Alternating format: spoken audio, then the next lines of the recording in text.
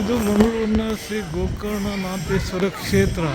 ಇದರ ಕ್ಯಾಂಪಸ್ಸು ತುಂಬ ಸುಂದರವಾಗಿದೆ ಮತ್ತು ಅತ್ಯಂತ ಸ್ವಚ್ಛವಾಗಿ ಇದನ್ನು ಮೇಂಟೈನ್ ಮಾಡಿದ್ದಾರೆ.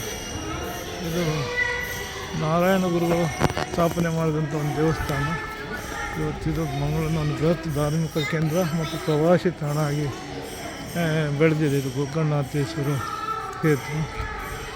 ಇದು ರಾಜ್ಯದ ಒಂದು ಪ್ರವಾಸಿ ತಾಣವಾಗಿದೆ. ನಾರಾಯಣ ಗುರುಗಳ ತತ್ವ ಒಂದೇ ಜಾತಿ, ಒಂದೇ ಮತ, ಒಂದೇ ದೇವರು.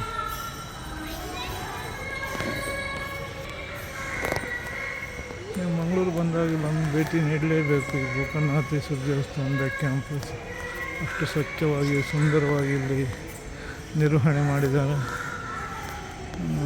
ಜನಾರ್ದನ್ ಪೂಜಾರಿ ಅವರ ನೇತೃತ್ವದಲ್ಲಿ ಈ ದೇವಸ್ಥಾನ ತುಂಬ ದೊಡ್ಡದಾಗಿ ನಿರ್ಮಾಣ ಮಾಡಿದೆ. ಇದು ತುಂಬ ದೊಡ್ಡ ಕ್ಯಾಂಪಸ್ ಆಗಿದೆ.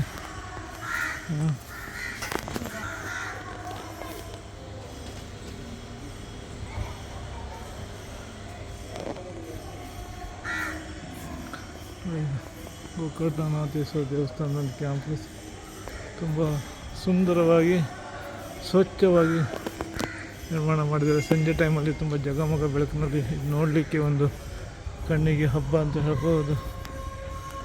ಭಜನೆಯ ಒಂದು ನಿನಾದನ್ನು ಕೇಳ್ತಾ ಇದೆ.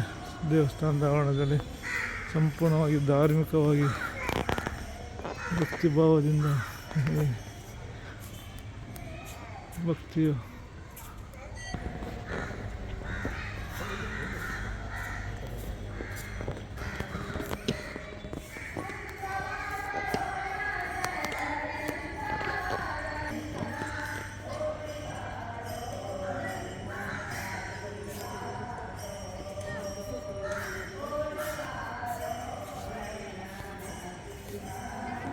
ಒಂದು ಕೈಲಾಸ ಪರ್ವತ ಮಾದರಿಯಲ್ಲಿ ಒಂದು ಕೆರೆ ಇದೆ ಕ್ಯಾಂಪಸ್ ಒಳಗೆ.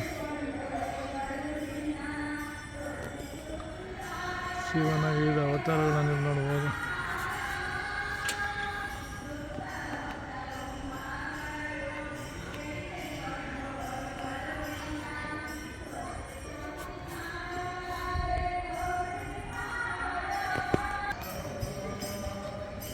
ನೋಡಿ ಇದು ಕೆರೆ ನೋಡಿ ಗಂಗಾವತರಣ ಒಂದು ಕಲ್ಪನೆಯಲ್ಲಿ ನಿರ್ಮಾಣ ಮಾಡಿದರೆ ಗಂಗೆ ಒಂದು ಶಿವನ ಜಡೆಯಲ್ಲಿ ಸೇರಿದಾಗ ಆಗುವ ಒಂದು ಶಿವನ ಒಂದು ರೌದ್ರ ರೂಪ, ಗಂಗೆಯನ್ನು ತಡೆ ಹಿಡಿದ ಒಂದು ರೌದ್ರ ರೂಪ. ಇದು ಗಂಗಾವತರಣ ಸನ್ನಿವೇಶವನ್ನು ಸಾರುವ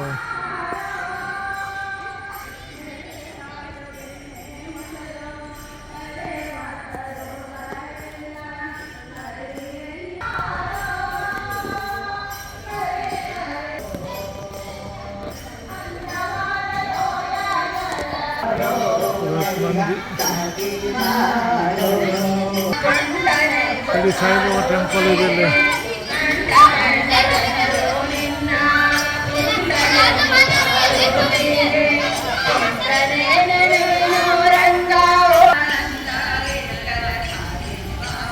ಇದು ಹನುಮಾನ್ ಟೆಂಪಲ್, ಭಗವಾನ್ ಹನುಮಾನ್.